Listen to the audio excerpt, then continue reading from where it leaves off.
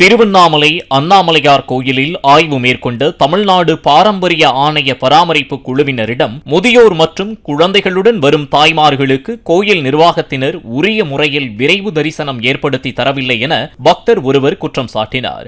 அதே நேரம் சிறப்பு வரிசை உள்ளதாக அதிகாரிகள் கூறிய நிலையில் அது குறித்து எதுவும் அறிவிக்கப்படவில்லை எனவும் பக்தர் தெரிவித்தார். எழுதி வைக்கலாம் இல்லைங்களா? எல்லா கோயிலுமே இருக்கு. குழந்தைகளை வச்சுன்னு நாங்க கேட்டுட்டோம், என்ட்ரன்ஸ்ல கேட்டோம். சீனியர் சிட்டிசனுக்கு ஏதாவது இருக்குதான்னு சொல்லி கேட்டோம். எப்படி சார் நிர்வாகம்? பிளே ஸ்டோர் மற்றும் ஆப் ஸ்டோரில் இருந்து பாலிமர் செயலியை QR கோடு மூலம் பதிவிறக்கம் செய்யுங்கள். செய்திகளை உடனுக்குடன் பெறுங்கள்.